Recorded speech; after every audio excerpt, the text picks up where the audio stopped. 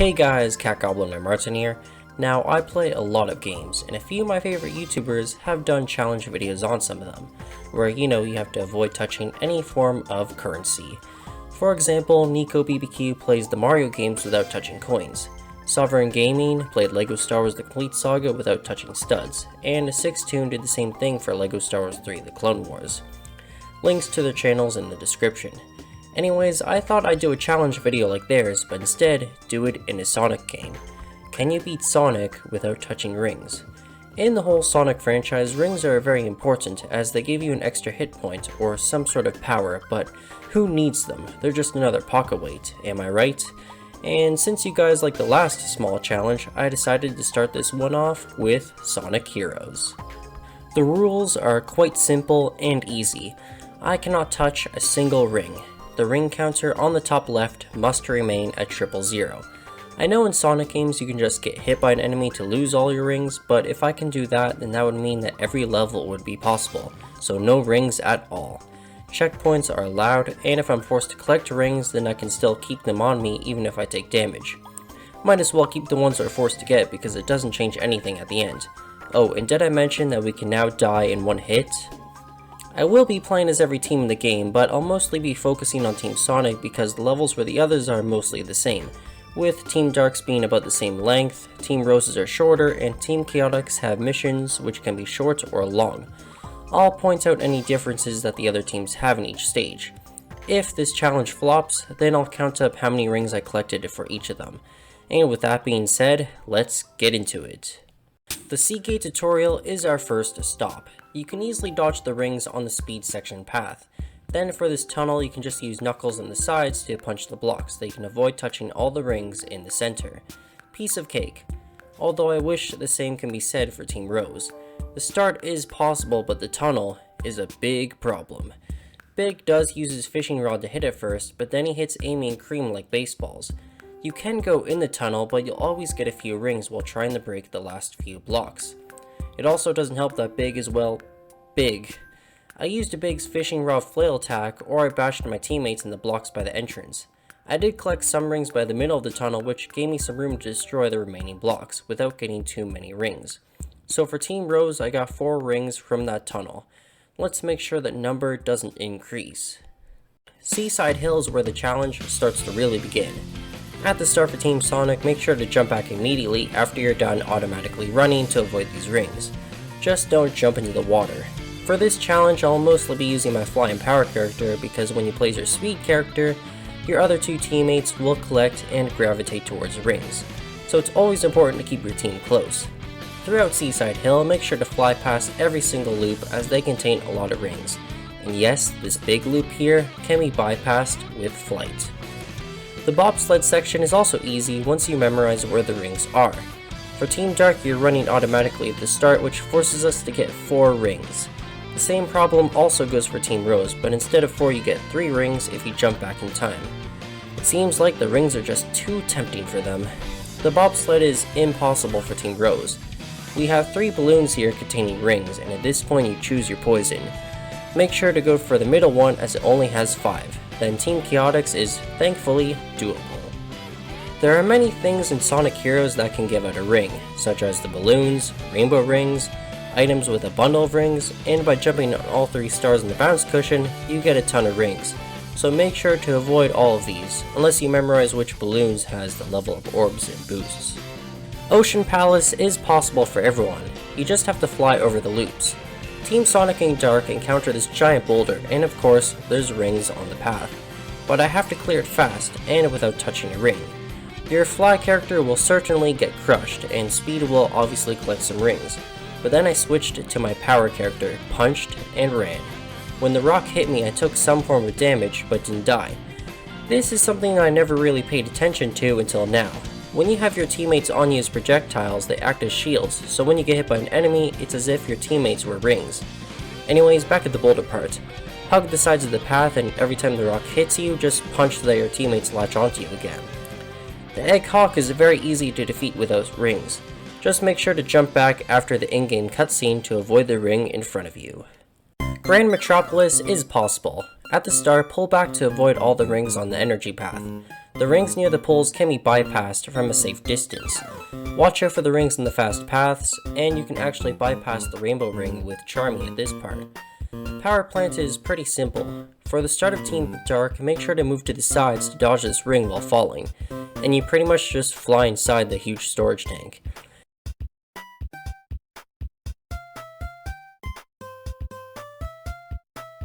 Now for Team Chaotix, you have to eliminate 3 golden turtle bots. The very first and last turtle can be wiped out without rings, but the other turtles are difficult to reach. Usually I would just use a Team Blast, but Team Chaotix Team Blast can accidentally collect rings from nearby balloons, thundershoot switches, or ring boxes. So I have to hit the switch for this turtle here. These thundershoot switches do award you with 5 rings, however there is a chance that it can give you a Team Blast boost, which deems this stage possible for them. We have now made it to our first character fight. These fights are just like the ones in Wii Sports Resort Swordplay, where you have to knock your opponent off the arena. And to be honest, you can win in just a few seconds. Sometimes when you immediately attack at the start, your opponents go flying, or sometimes they might eat themselves off the edge. The only problem with this fight is that you automatically get 1 ring at the start. It's like Amy just gave Sonic a proposal ring. And strangely enough, Team Rose and Chaotix don't collect a ring at the start. Welcome to Casino Park and Bingo Highway, filled with slot machines, bingo, roulette, pinball, and Luigi. What could possibly go wrong here? Yeah, never trust a casino in a Sonic game. The roulette is unavoidable for every team, and it contains 20 rings. For Team Sonic, we have this unavoidable part, but somehow I was able to get 6 of the rings by punching with Knuckles. For Team Dark, you have a ring trail, so I took one big leap to avoid a few of them. At the pinball sections, you have to act fast and rely on luck. Some of the neon lights can contain rings, and your team might collect some. For Team Sonic, I collected 46, Dark 45, Rose 20. Oh, and let's see how Team Chaotix is doing. Disguise yourselves and infiltrate into the city.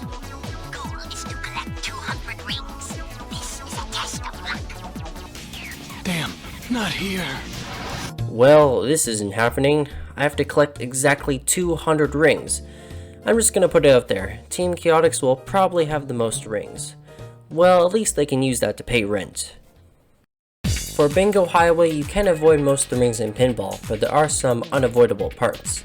At this part, go in the path with the rings so you don't collect more from the neon lights. I didn't do too good in this stage, especially for Team Dark. If you want to avoid the rings at the bingo part, you have to rely on lots of luck. And make sure to not get a bingo. Team Sonic I got 63, Dark 84, and Rose 78. Believe it or not, Team Chaotix is actually possible. There are more than 10 chips around the stage. I went for all the easy ones first, then for the pinball sections near the end, you could just turn invisible with Espio, so that your teammates don't get in the way. In Robot Carnival, you automatically get 1 ring for everyone, and you can dodge the rings around the arena by jumping on enemies' heads and slamming your teammates on the ground. Rail Canyon isn't really difficult. You can dodge every ring in the stage with all 4 teams. The only thing that you have to watch out for are the boosts on the rails, because if you go on some of those, you might accidentally collect some rings. Unless you know exactly where the ring placements are, then by all means use them. And it's also best to stay as your fly character.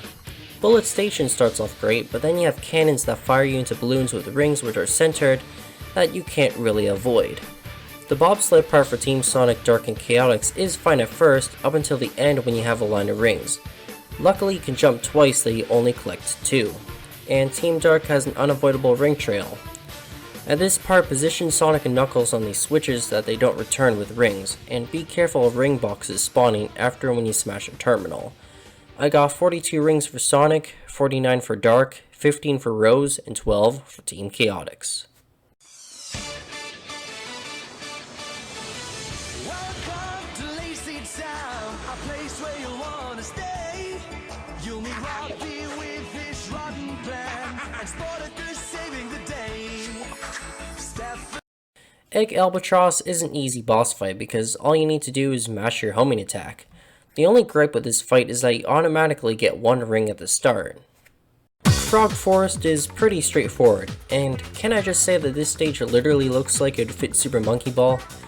Flight is used to dodge the rings on the ivy rails. Team Dark's ring trail can be bypassed with Flight, then for Team Rose you just have to jump past this loop, as it contains rings instead of level up orbs. This flower here in particular always lets Team Sonic and Chaotix pop this balloon, granting them 5 rings each. I struggled with this part for both of them, and the weird thing is, you can avoid the balloon with Team Dark and Rose by holding right. For some weird reason, Team Sonic and Chaotix can't dodge the balloon, so unfortunately, that's 5 rings each. Lost Jungle is just way too easy. This balloon does look troublesome, but if you time it right in the swinging vine, you can do a short jump and then fly around it. When you get to this part with Team Sonic, quickly climb up the platforms before the Black Frog notices you, otherwise you'll be stuck with a ring trail. For Team Dark, I actually bypassed the frog with Chaos Control, which is pretty cool. Oh, and that giant scary alligator chase contains no rings. Alright, now the second team fight is definitely like Wii Sports Resort, because of all the water surrounding the arena. Team Dark and Chaotix are the only ones not automatically spawn with a ring, so just defeat the other team and don't get a fallout. I don't know about you guys, but I've had my share of haunted castles and mansions in video games as a kid, and you know what's always in these places? Tons of loot that we don't need. Team Sonic and Dark automatically run into 5 rings at the start, and you can fly around these 2 ring trails, but there's just no way around this long one. Last, there are 2 switches. One of them might give you a Team Blast, while the other will certainly give you 5 more rings, which totals 56 rings for each of them. At least the level is possible for Team Rose and Chaotix. Mystic Mansion has 2 unavoidable sections for Team Sonic and Dark, the roller coasters and the ring trails. By hopping, you can collect 3 rings on the coaster. Then for the ring trail, you can just take a long jump to avoid some of the rings at the start. Team Dark has another ring trail to deal with, and Team Rose does have the exact same roller coaster section, but for some reason, even if you don't jump here, you still pop the balloon, granting you 10 rings. As for Team Chaotix, the stage is possible for them. The rings near the candles in the narrow hallways do look scary, so I turned invisible, leaving my teammates behind, hugged the wall, jumped, did a tornado jump, and immediately switched to Charmy.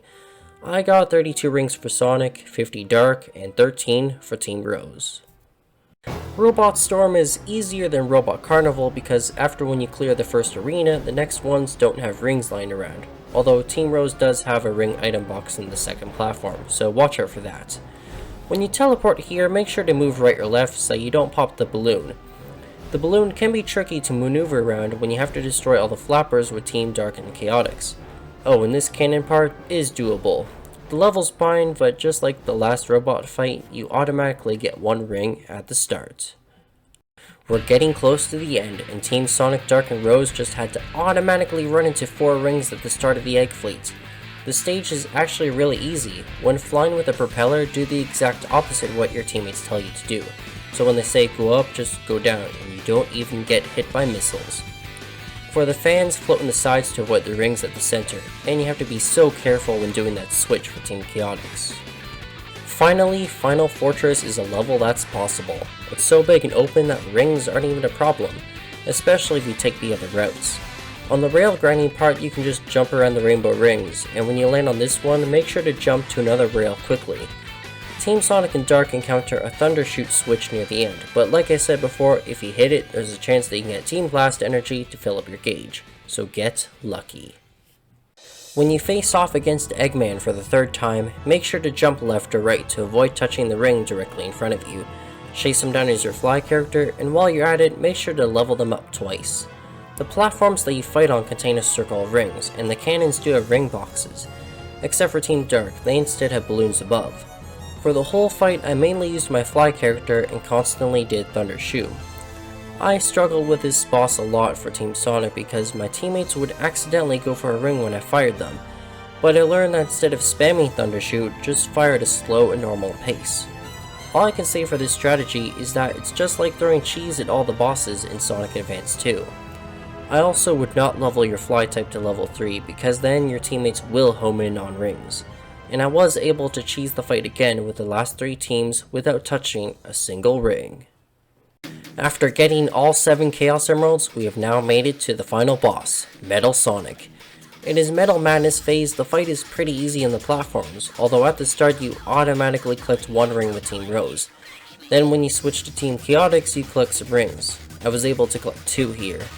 To avoid collecting more rings, always do Team Blast for your final hit as Team Rose and Chaotix, because if you just hit them, they'll go back to the middle, touching all the rings. With Team Chaotix, you can just build up for a Team Blast every time with Thundershoot to make the fight quicker, and Team Dark has less rings to dodge. Once Metal Sonic transforms into his Metal Overlord phase, you have to turn into Super Sonic. The thing is, he started with 50 rings. I'm not really sure it should count as touching a ring because it didn't make a ring noise like the other times I spawned with a ring. And I'm pretty sure that in those levels you spawn on top of a ring. Anyways, let's not count it. Now, as Super Sonic, you gotta collect rings because if your ring counter hits 0, you're toast. But I wanted to see if you could beat the Metal Overlord with just the 50 rings you have, and you know what? You actually can! It took me a while, but I got extremely lucky, and at the same time while I was fighting, I would use Thundershoot to build up for a Team Blast. With all the levels complete, let's see how many rings I collected for each team. So for Team Sonic, I collected 253, Dark 296, Team Rose 141, last and certainly not least is Team Chaotix coming in with only 222 rings. Well, it turns out Team Dark and Sonic collected way more rings than Team Chaotix, and if we add all the totals together, I collected 912 rings in this playthrough. It looks like the Ring of Power rules over this game. Now I do know that there are a few tricks and glitches that you can do. I'm not really good at pulling them off, but if you guys are good at them, then I'm sure you can bypass the rings I couldn't avoid. I'm also certain that if you get extremely lucky and are good at the controls, you can avoid a lot of the rings in the pinball sections. Well, that's pretty much a wrap for this challenge, and maybe, just maybe in the next challenge, we can finally throw the Ring of Power into the fiery depths of Mount Doom, and win. Anyhow, please make sure to like and subscribe, and I'll see you guys in the next one.